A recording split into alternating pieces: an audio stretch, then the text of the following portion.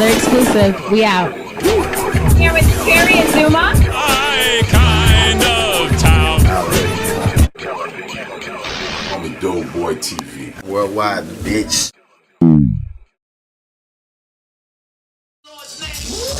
You get slain, long live just like Kane, coming straight off the brain. I'ma rain like it did yesterday. I put the vest away, so my chest can play. Doing push-ups, rappers get pushed up over the stage. Old school Nintendo shit, Legend of Kane. Come on, I'm in the rage like the streets, ripping up the beat.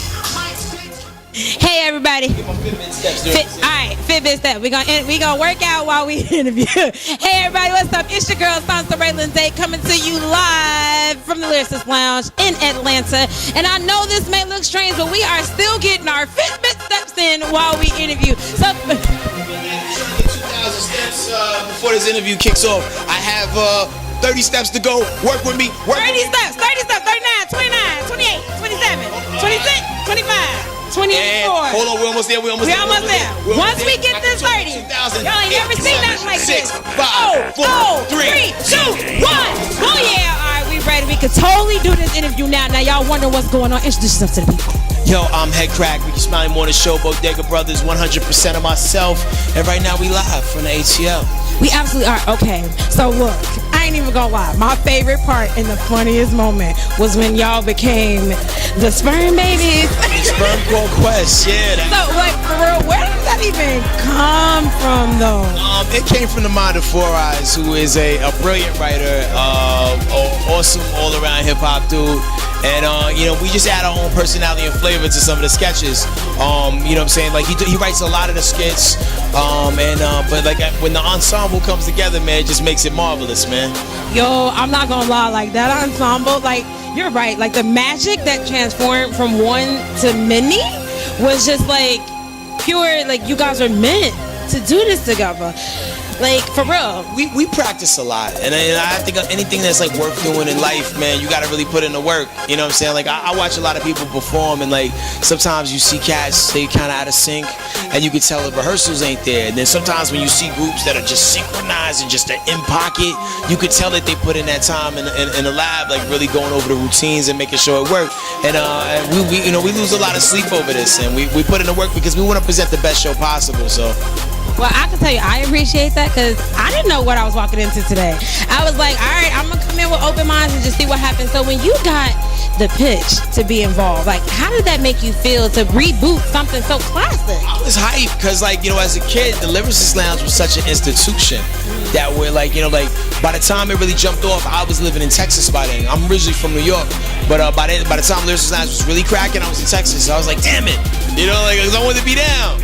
And I remember one time I went back to New York to visit, and Anthony Marshall, one of the creators, and Danny Castro were doing some battle event in the park. And I came all the way from the Bronx to like Brooklyn or Queens to like go to the event. And like I got in that joint and I battled and I flew some heads. But I don't think it was a battle, it was like an open mic, but I was battling. You know what I'm saying? So the crazy thing is, like, I got Ant's number. I put it in my two-way pager. So if you could try to put a timestamp on when that was, you know, if you... That's gonna be like 1997 or 8. It's gotta be like 97, 98. 98, 99 maybe. Yeah. 98, 99. So yeah, man. So like, you know, fast forward a few years later, Anthony Marshall's living in the A. I run into him. No, actually before that, like 4 Eyes tell me like, yo, I'm dealing with Anthony Marshall, the guy from the Lyricist Lounge. And he's like, yo, we're rebooting this thing, and he wanted me down. I was like, yo, absolutely. And the crazy thing is, Sperm Call Quest was the first thing we worked on. Get out of here, really? So okay. So when we think about the shows we pay homage to, how did it feel to pick Good Times? It was interesting because, like, you know, on that one we all wrote our parts, and he did the 4 Eyes worked on the actual like the dialogue of the acting parts, but we like sprinkled our own nuances in there, added our own little punchlines. So it was dope. Like, I think Good Times connects across so many generations because, like, you can watch an episode of Good Times right now and relate it to something that's going on now. In a bizarre world side of things, I wish we could have had Carl be the father as opposed to James, because niggas always sleep on Carl. Carl was the second father on Good Times after James died, but I never really subscribed to that. I think James ran off with Penny Gordon's mother. I think he ran off with Miss Gordon. But yeah, Carl, like Alternative fact. alternative fact. No, I believe this in my heart. I believe this in my heart, and I believe Carl was a good dad. He was a good man. He loved those kids like they was his own. And then he got cancer, and then the mother went with them to Arizona. I really watched a lot of good times. Clearly you did. So let me ask you a question. You know, as a black man, you've come up. You got some success. You're on a radio show now. Like, you really have things going for you. When you see other young men who look at you and they're like, man, I want to be just like you. Like, what do you say to them to give them inspiration in a world that says you don't matter? In a world that says you can be gunned down. Like, what do you tell them to keep them going and say, you too can reach this dream if you work hard enough? Like, what do you say to them? I mean, I tell them, you know, keep pushing towards your dream, man. I mean, I think the thrill of everything you do in this world is the chase. You know, people tell me all the time, man, you made it. I don't feel like I've made it at all. Like, I like the things I want to do in this world and this universe is so much bigger than what you currently see me doing right now. I'm just on the elevator, yo. I'm trying to go up. And the cool thing about elevators, when the door open, you can leave that door open as long as you want. So if I could bring as many people on this ride with me and help them achieve their dreams too, I did my job. You know what I'm saying? Because, like, at some point or another, somebody did that for me. Somebody lit me on the elevator. Because, like, I'm not supposed to be here. Like, I'm waiting for, like, any day for me to find out that I actually died in 1993. And everything after this is some weird simulation. And I'm in a hospital bed somewhere. Like, Are you currently living in the Matrix? it's possible. Because none of this makes sense. None of this makes sense. Yeah, like, everything that's ever happened for me in my life has been the result of me waking up just like, you know what? I want to blah, blah, blah. And then I go do it. Okay, so since we got like psychic sense, Okay. so we gonna speak something into existence. Okay.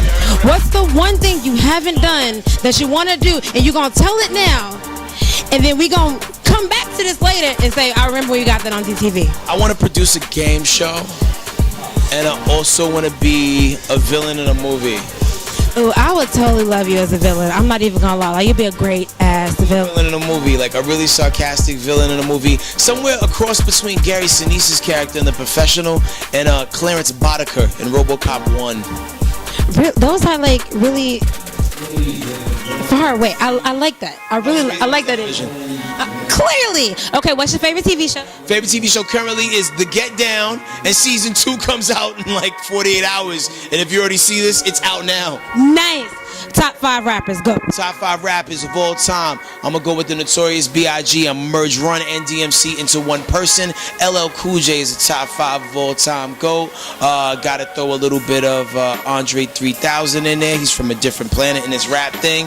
And far as just throwing somebody from the new school in there, you gotta give it up to K-Dot, man. Kendrick Lamar's doing some very interesting things.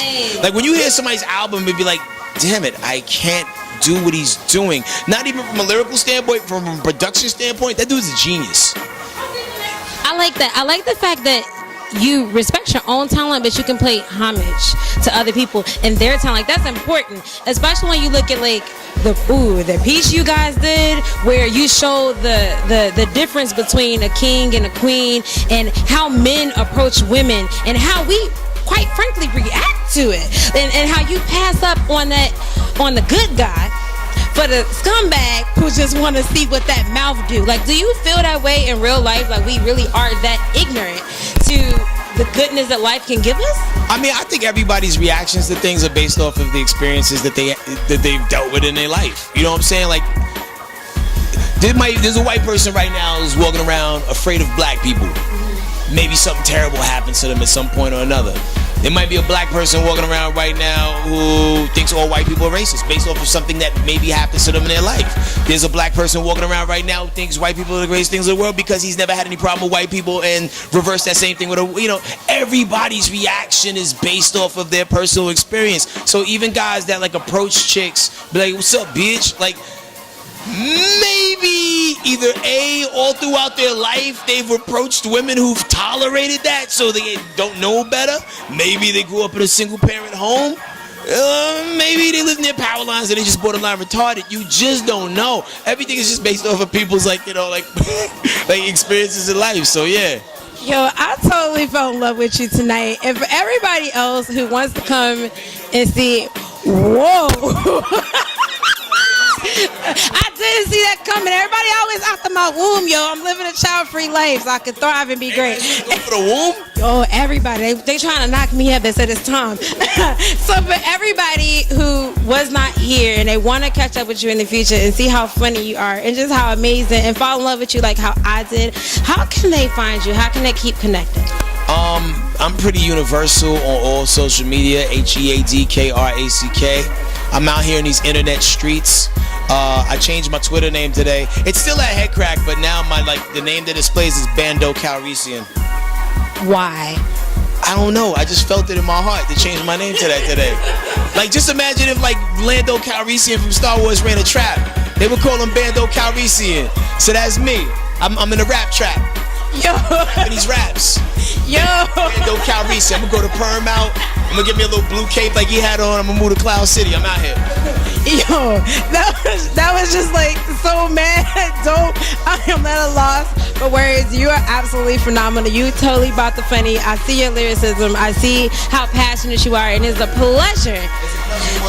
Oh, thank you, Ivory. And shout out to my man DOUGHBOY. He's behind the camera. You don't get a chance to see him, but he out here putting his work. This is his hand I'm shaking. That is our ebony and ivory moment. Black and white hands uniting together. Hugs across I am now pregnant. I am Sansa Ray Lindsay, and in 9 months you'll see our beautiful baby because we get down like that. Like I told you, DTV always gives you the exclusives. We always bring you the best of the best, and we always keep you at the best events. Never forget that. Know what's real. Stay focused, and if you learned nothing else today, always plant your seeds because they grow greater trees. Sansa Ray Lindsay, DTV out. Our baby just graduated high school. Celebrate.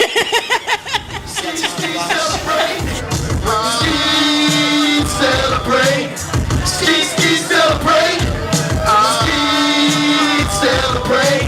Ski celebrate.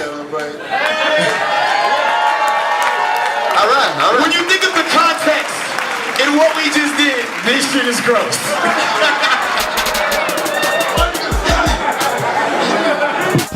Yo, what up from Chi-Town to A-Town, you dig? Chi-Atlanta all the way down to the ground. It's your girl B to the R-A-T. DOUGHBOY television in the house, you dig? From the west side of Chi, me and my homeboy Cornbread, K-Town in the house. What's up? So out west, what it is, you feel me? Cornbread _fly life. You feel me? Follow me right there. DOUGHBOY television, you see it. So deaf in the building, nigga.